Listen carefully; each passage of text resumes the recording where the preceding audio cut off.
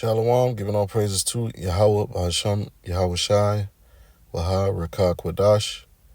Double honor unto my apostles and bishops of Great Millstone. Salutations to the elect of the nation of Israel, which are you so-called Negroes, Latinos, Native Americans, and also you have Israelite foreigners scattered throughout the different countries of the world. All right. This is Brother Kassad speaking, and I'm going to read this article. It's dealing with, World War III news update.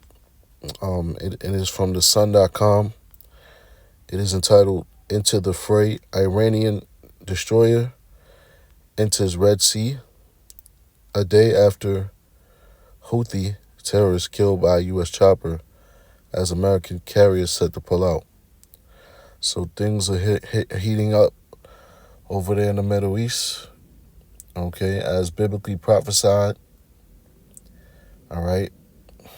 And, you got to keep an eye on this because this is all leading up to what? The time of Armageddon, okay? The time where the Most High gathers all those countries to the Middle East, all right, to pour upon them his indignation.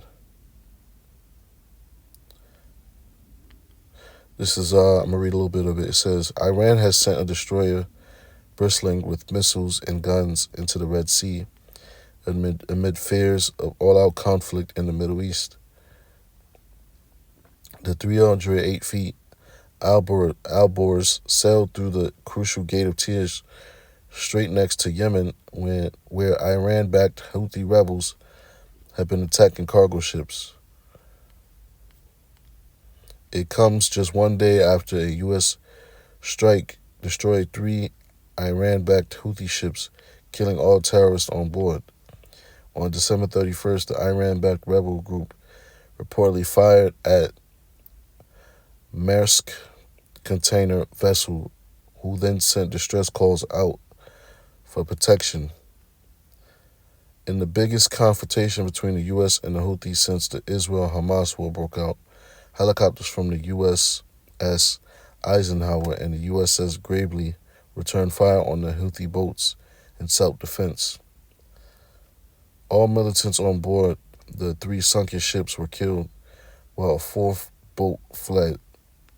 Okay, so there you have it, man. This is the time that you're living in. All right. Now, just because you don't see war going on over here on this side of the world, which is the western side of the world, America, okay, that doesn't mean you're not living in a time of war, because all these different military personnel, these different groups, whether it be the Navy, the Army, the Air Force, so forth and so on, they're all being activated, man, and sent over there to the Middle East, man.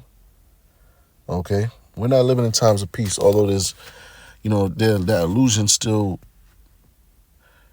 illusion is still active here in America. Okay, but we're coming to a time where, that nuclear war is right around the corner, man. Okay, because America will be destroyed according to the Bible by the way of ICBMs, intercontinental ballistic missiles. All right, so even though the war isn't over here physically yet, all right, America got something coming, man, and that's according to the Bible. All right, so let's go straight into the scriptures. All right, we'll get Revelation 11 and 14.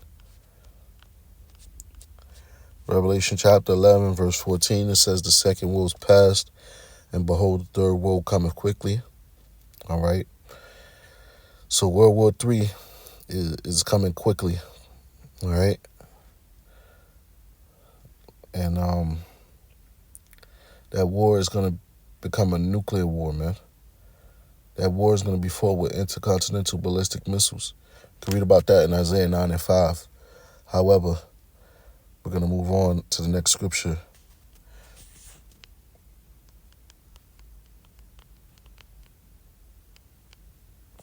This is Jeremiah 49 verse 20. It says, "Therefore hear the counsel of the Lord that he hath taken against Edom, and his purposes that he have purposed against the inhabitants of Teman. Surely the least of the flock shall draw them out. Surely he shall make their habitations desolate with them." So, like it says right here, he have taken the counsel of the Lord that he have taken against Edom. Edom is the people that's in power today. All right, they don't want to be known as the Edomites. All right, the elites of the society, they know that they are the real biblical Edomites. Okay, but the Edomites today are you so-called white people, man. Okay, the scriptures say Esau is the end of the world, man, and Esau is ruling it in these last days, man. So it all makes sense.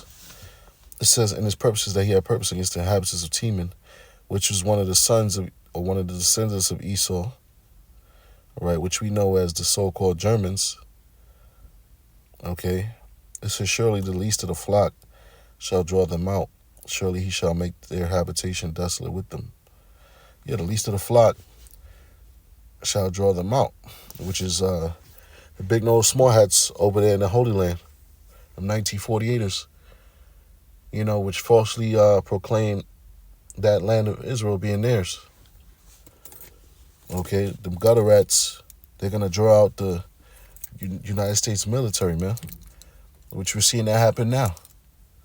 Okay, that's why you got the U.S. and Iran going back and forth. All right, as we read in the article, it was talking about how the U.S. chopper had killed Houthi terrorists, which, according to this article, the Houthi terrorists is set up by Iran. So the least of the flock is being drawn out. I mean, the U.S. military is being drawn out by the least of the flock. All right, so we're seeing prophecy be fulfilled, man. So we're definitely in that time, man. So we just gotta continue to keep an eye on these different events that take place, man, in the news. Okay. Now I'm gonna get one more scripture and I'm gonna close this thing up. Joel 3.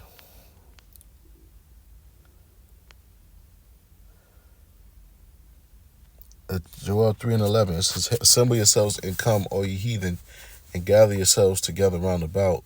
Thither cause thy mighty ones to go down, O Yahweh. Let the heathen be wakened, and come up to the valley of Jehoshaphat. For there will I sit to judge all the heathen round about. Put ye in the sickle, for the harvest is ripe. Come, get you down, for the press is full, the fats overflow, for their wickedness is great." Yeah, so the heathen is being awakened, man. Okay, they're focused on their military might right now. Okay, they're storing up these different missiles. All right, they're developing more missiles, nuclear missiles, that is.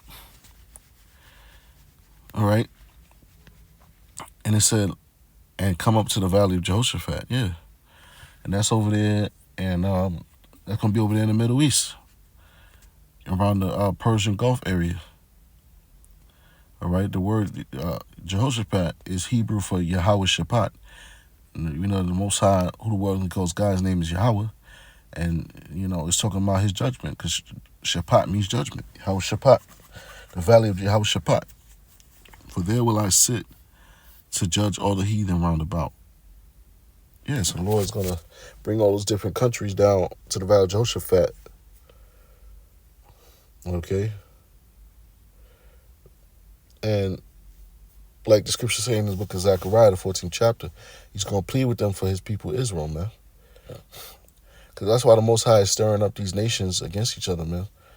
So that Israel, the true Israelites, his people, you so-called Negroes, Latinos, Native Americans, Israelite foreigners may be free to serve him, and that the Most High may be able to set up his kingdom, his rulership, which shall never be destroyed, as prophesied in the book of Daniel, the 2nd chapter, under the authority of Yahushua and the 144,000, the elect. All right.